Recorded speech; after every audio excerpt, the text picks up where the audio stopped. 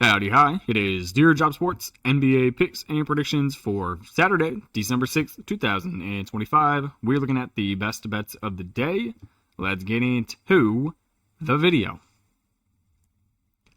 All right, first things first, got to recap previous day's results. Not ideal. Weird in the sense that we split every single game, either winning the spread or winning the over-under.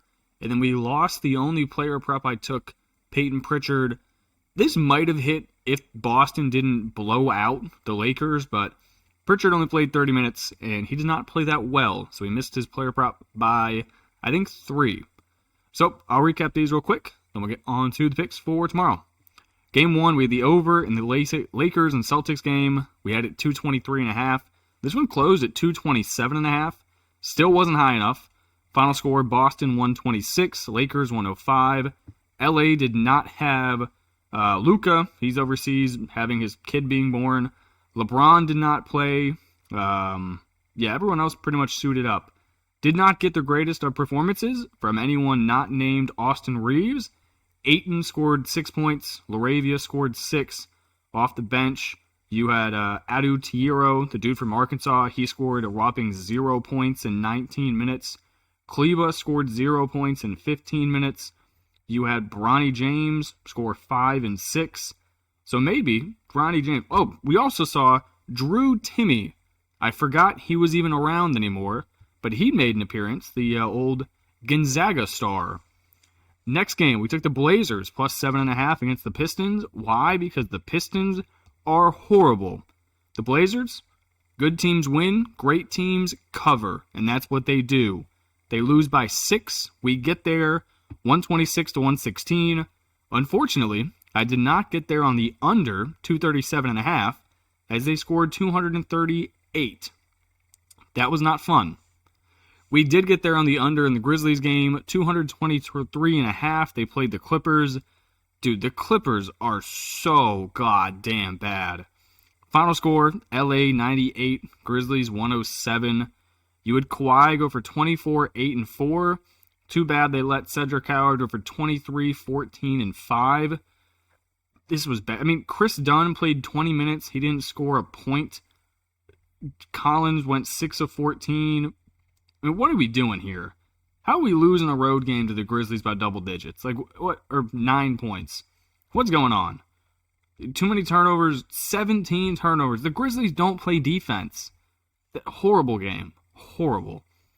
And finally, with the Rockets minus 11.5, I thought we were going to sweep this one, and then neither team just scored the basketball in the second half. We hit the Rockets minus 11.5.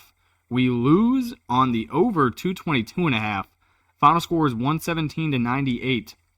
The second half score was 49 to 40.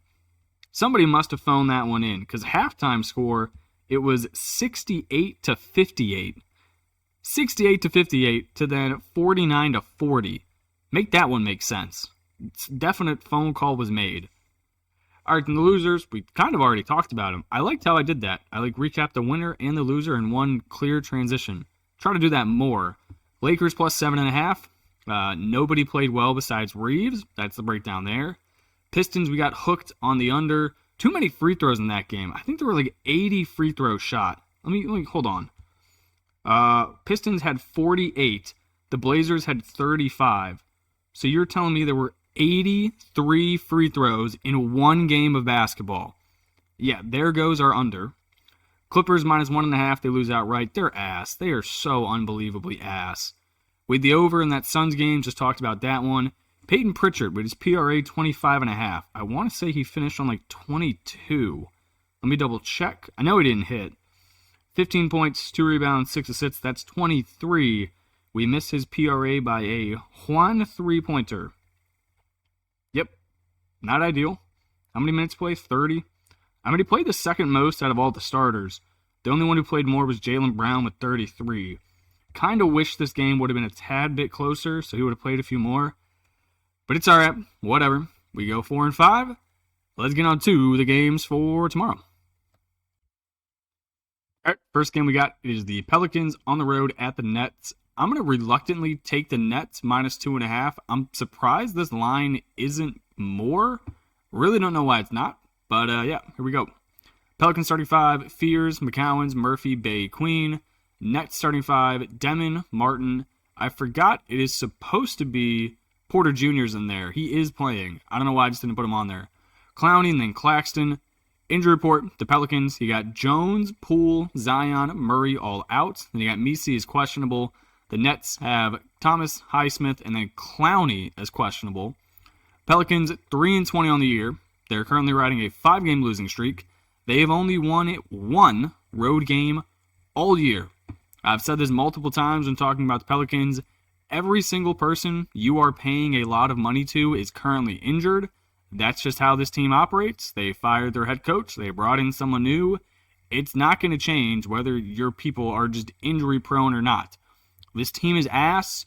They're having to bring guys off the bench that I've never heard of before. They're horrible. The Nets, they're also bad, 5-17 on the year, but they're 2-1 in their last 3 games, coming off of a 13-point home loss to the Jazz. It really wasn't the entire Jazz team. It was just Keontae George and Lauri Markkanen. They've been playing better since they've gotten Porter Jr. back. He is not playing, I think he's alternating day games he plays. So even if it's not a back-to-back, he'll play one, sit the next, play one, sit the next. So here, he should play. He's very good. I like the team when he is playing. Give me the Nets minus 2.5. Give me the over 227.5. All right, next game. I am not going to do a spread here. I simply want the over 236.5 between the Hawks and the Wizards. Hawks starting 5, Alexander Walker, Daniels, Richier, Johnson, and Okongwu. Wizards starting 5, McCollum, George, Watkins, Middleton, Bagley. Injury report, the Hawks are in a back-to-back with travel, but the previous day they had a Young, Dante, Sarr. That's the Wizards. The Wizards have Cooper, Sarr, Coulibaly, Kispert, Johnson all out. They got Vucevic and Whitmore is questionable. The Hawks, like I said, back-to-back. Previous game, they were at home. They lost the Nuggets by 1. So it's not a bad travel spot here. Just going to have to DC, but travel is travel, and that is not enjoyable.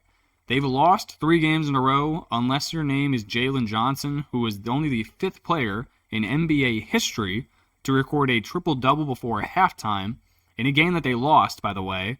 Then you're not playing well. This Toss team, they started off doing good without Trey. It is now evident. It's not even that they need Trey. This team just isn't good. Their pieces don't click. They don't really play defense consistently. I like the over here. The Wizards, they're coming off of a 146-101 loss against the Celtics. They've given up a minimum of 119 points in each of their last 4 games. We all know how bad this team is. I will not take a spread. If I had to, I would take the Hawks minus the 8.5, but I will not. Just give me the over 236.5. Next game, give me the Heat minus 8.5. Give me the over 239.5. Kings starting 5, Westbrook, Levine, DeRozan, Murray, Eubanks. Heat starting 5, Mitchell, Powell, Larson, Wiggins, Bam. Injury report, the Kings, it's only 2 people, 2 pretty important guys. Schroeder, Sabonis, both out. The Heat, Tyler Hero, back on the injury report. And then Scary Terry can't keep his money away from gambling rings. The Kings, probably been the most disappointing team in the league. 5-17 on the year. Most of their games, they get their teeth absolutely kicked in. If we're looking at stats, they have the 6th worst ranked defense. I honestly thought it'd be worse than that. They have the 4th worst scoring offense. That is not ideal. And they're the 3rd worst rebounding team. They don't do anything well. The Heat, they're on a back-to-back. They lost to the Magic by 1. So not really that bad of a back-to-back. Just take the quick little plane ride home, go sleep in your own bed, and everything's okay. They dominate every single stat you could want. I've been looking at teams off of back-to-backs this year. It really doesn't matter. Like, as long as the travel spot's not egregious, or you're not playing like 3 games in 4 days, back-to-backs really haven't been that good of a spot for the team with more rest. I'll take the Heat. I'm going to fade this Kings team. All right, then finally, last game, Warriors at the Cavs. I know I said I wouldn't do this, but I'm going to try to reverse my way in here. I'm going to take the Cavs on the spread, but instead of going with the over, I'm going to try to get an under 227.5. Warriors starting five: Podziemski, Moody, Richards, Green. Horford, I thought was playing, but he is out, so Horford will not be the starting center. Probably Quentin Post. Maybe they go small, and they put Draymond Green in there. Kuminga plays. He slides down to the 4. Who knows what happens? Injury report, the Warriors. So you got Tui, Horford, Curry ruled out. You got Shake and Bake Melton, Seth Curry, the older Curry, I think. Pretty sure Seth is older. Butler, Green listed as questionable. The Cavs are on a back-to-back, but the previous night they had Proctor, Merrill, Strus, Allen, and Nance all out. Warriors are all kind of banged up. They are coming off of a 1-point road loss to the 76ers. I think that was like 96-97. Without Curry, this team cannot put the ball in the hoop. The Cavs historically have played pretty good defense with this roster.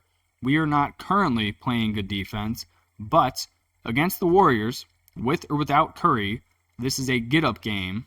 The people in Cleveland hate the Warriors. It will be packed. I think we win by 20, and we hold the Warriors to like 92. Cavs back-to-back. Previous night, they beat the Spurs by 13. I'm assuming we covered that game. I did not bet the Cavs because I simply could not. What was the spread on that? Surely we covered. Cleveland was laying 5.5. Of course, the one game I don't bet them, they hit the spread. And the over. That is brutal. Anyway, without Steph, I don't see how we don't cover this. Cleveland wins. Final score 119-92. All right, then player prop. I'm going to go right back to it. Give me Michael Porter Jr. points, rebounds, and assists over. We did this a few games ago. He is really the only dude on the team who gets his own bucket whenever he wants. In his 2 games back from the injury, he has put up 24 and 20 shots. Last time his PRA, I think, was 35.5. That is way too low for a dude putting up nearly 25 shots a game. Give me Porter Jr. PRA over. All right, that's going to do it for me in this video. I appreciate you guys tuning in and watching, and I will catch you in the next one. Peace.